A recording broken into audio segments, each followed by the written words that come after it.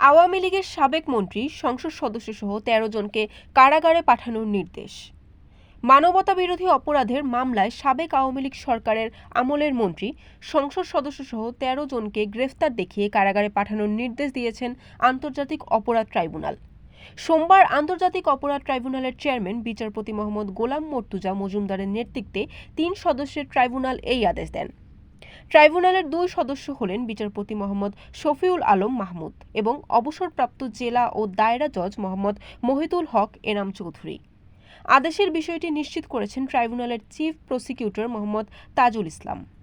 আসামিদের মধ্যে আছেন সাবেক আইনমন্ত্রী আনিসুল হক, সাবেক প্রধানমন্ত্রী উপদেষ্টা সালমান এফ রহমান ও তৌফিক এলাহি চৌধুরী, ওয়ার্কার্স পার্টি সভাপতি রাশেদ খান মেনন, জাসদ সভাপতি হাসানুল হক ইনু, সাবেক বেসামরিক বিমান পরিবহন ও পর্যটন মন্ত্রী মোহাম্মদ ফারুক খান, সাবেক সমাজ কল্যাণ মন্ত্রী দীপুমণি, সাবেক পাট মন্ত্রী গোলাম দস্তগীর গাজী, সাবেক তথ্য প্রযুক্তি প্রতিমন্ত্রী জুনায়েদ আহমেদ, সাবেক শিল্প প্রতিমন্ত্রী কামাল আহমেদ মজুমদার, সাবেক সংসদ সদস্য শাহজাহান খান।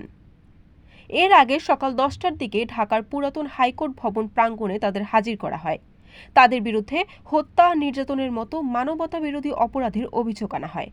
বরিশাল.নিউজ।